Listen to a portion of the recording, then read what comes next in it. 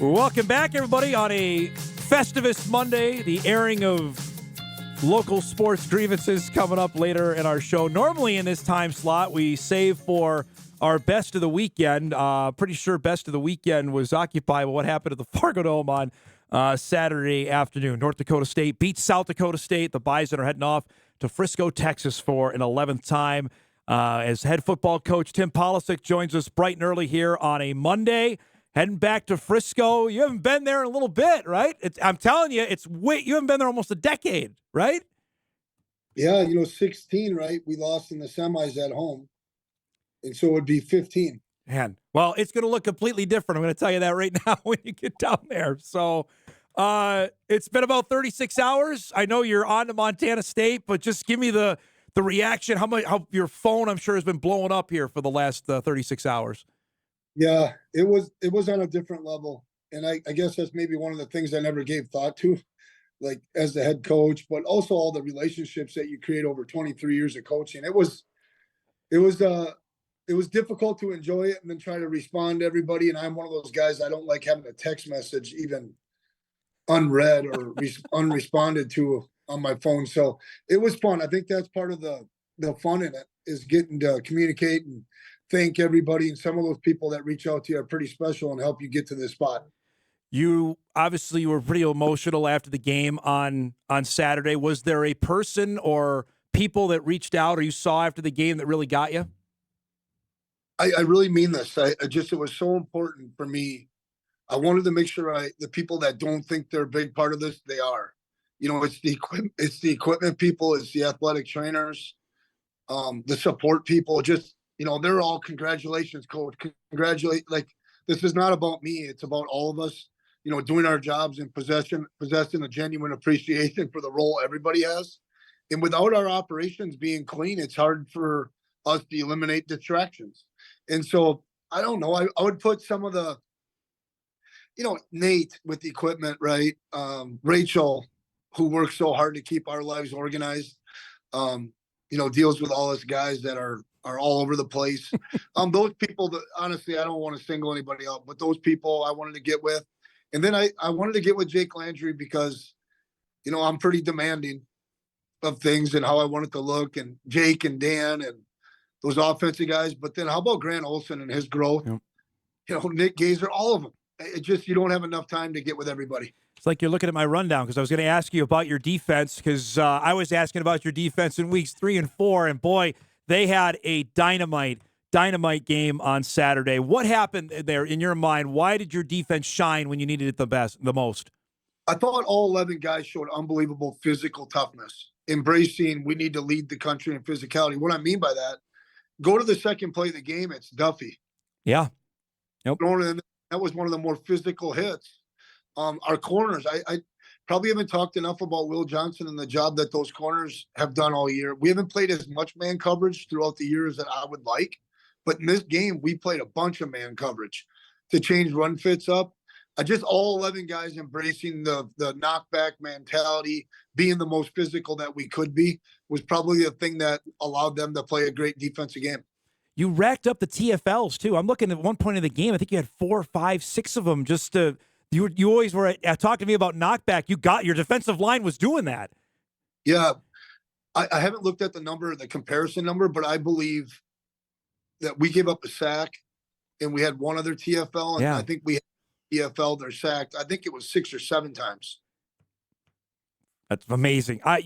Cody Heisman's a guy we've talked about, maybe not enough, and I know you and I have talked about it, just his development where, we're not sure what he's going to be, and boy, he's become a difference maker. He eats up guys on the front. It's funny, and I'm going to be really honest with you. It takes a little bit of time to get to know guys, and the thing I've learned about Cody is he's very similar to Matt Grotzik. You can kind of grab that kid and, hey, go back out there and get the ball back for us. He responds to challenges. He responds to a real positivity. He responds to genuine relationships. And so I think, he's got a chance to be a guy that can carve out a pretty good legacy for himself right here at North Dakota State. He's the guy that I hope can get out into the community to do more for the community, but then the community can then in turn repay him. Eli Mozart's unbelievable. you know, I think he's done a really good job of setting an example for what Cody become, and Cody is making big plays right now. Can you remember your first interaction you had with Brent Vegan? Ever? Yeah. What was the Yeah, first time? it was in we were in the old BSA, and when I came up here for the interview, Coach Bull walked in, kind of cut Coach Perlis and Coach Vegan off as far as the offensive part. Coach was like, Tim, you said that you coordinated all the special teams. Draw up your punt formation. And I remember Vig's kind of reaction was like, kind of maybe looking at me like, okay, is he really ready to do this? And I, looking back on it, the interview, I was just average, but it was probably decent for a 22 or 23-year-old.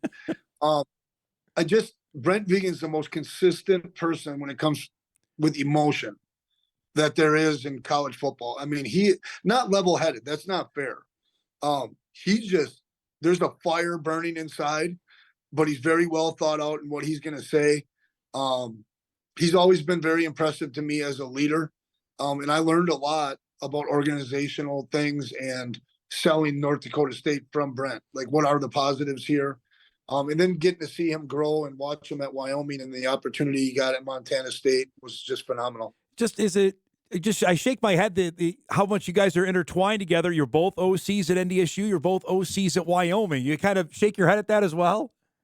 Yeah, I do. Well, in some degree, but that's kind of how this thing works a little bit. Yeah. With success, which Brent had. I mean, Wyoming was challenging for him and for that staff early on. There was no tight ends. There was no fullbacks. But to be able to follow him and to watch his offenses in 19 and 20, and then me have to take over in 21, it was like, okay, he's still doing this. He's still doing that. All right, Brent, there's a different spin on this or that. I can tell you this, and I hope he feels the same way. Through these leadership roles, even when I was at Iowa, I thought like our relationship moved forward, even though we were apart. He was a guy that I leaned on strongly, for different circumstances or different situations to ask his advice, because it's much more than just calling plays or devising game plans.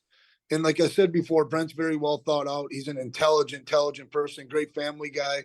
And so our relationship has grown quite a bit in the last 8-9 years. What stands out just early when you're looking at Montana State? Their quarterback obviously is dynamite. He and Cam are going to be battling it out for the Peyton Award here in a couple weeks. What grabs your attention about Montana State? Yeah, like always, whenever I get any chance, I go to Self Scout on our stuff. Okay, I want to get a really good feel for what they're looking at from our standpoint. So that's what I've been focused on in my last 10, 12 hours of film study. So I haven't really dove into those guys much yet, except for the South Dakota game, and then obviously getting to see them previously against Idaho a little bit. Here's what stands out. It's a hungry outfit. And when I say outfit, I'm talking about their community. I'm talking about the support. I'm talking about their players. The things that they're talking about overall, the things that they're talking about all is, okay, I'm getting an incoming call. I'm trying to. It's okay. I'm just, you can see they're hungry and they've been focused for a year, and they really wanted to see us. Brent runs a discipline program. A lot of the fundamentals and foundation of what they do offense and defensively, you can see a lot of NDSU in them. Yeah. And then Brent's obviously put a different spin on the whole thing. I know you got to go. One last question. Just can you lay out your schedule-wise, what for people want to know, like what's going on? I know the guys are going to get a chance to go home, and the coaches get a little bit of a break. What's the next 10 days look like for the Bison? Yeah, so the kids will get back for a team meeting on the 26th at 6:00, and that will be probably 15 minutes, and then we're going to go out and just sweat NDSU on NDSU, throw it around a little bit, get some fundamentals going. But then on the 27th and 28th, we'll lift, yoga pretty much all day. Eat, and then 2:30 we'll have everyday 2:30 position meetings, and then we'll be on the field for roughly 18 to 20 periods, including Devo developmental work. But we'll go normal down and distance on the 27th and 8th, and then we'll introduce the third down game plan on the 29th and the 30th. The 31st we'll have some fun, hopefully over at Kingpins or something along those lines, and then we'll come back on the 1st and 2nd for Gold Zone, and then we'll repeat it. We're going to practice with pads on. We're going to practice with pads on the Friday before we fly out. Okay. I really want to do that. I want to make sure we're sharp and we're physical. And then Saturday when we get down there, we'll have our normal Thursday practice, and Sunday will be a normal Monday, and we'll be ready to rock and roll. What do you think of the idea of playing Monday night? You're used to playing Saturday at 11 o'clock in the morning. What's a Monday night do for you? No, I like it. And the reason I like it is because we'll get to stay overnight there and fly back on Tuesday. And that's going to give us a chance to enjoy our seniors. It's going to give us a chance to enjoy the staff and the wives together. And I'm really looking forward to that. I enjoyed that about the bowl games. I remember doing that for the Outback, I believe. And then so we'll get up Tuesday morning and fly back. It'll be critical that our players are responsible, representing the program in a first-class manner and all those things. But I'm excited about the 6 o'clock kick and then being able to stay overnight and come back. Great to see you, bud. Have a great holiday. Thanks so much for the time, and I'll talk to you later, okay? Yeah, Merry Christmas to everybody listening and watching. I appreciate you, Dom. It's been a hell of a year.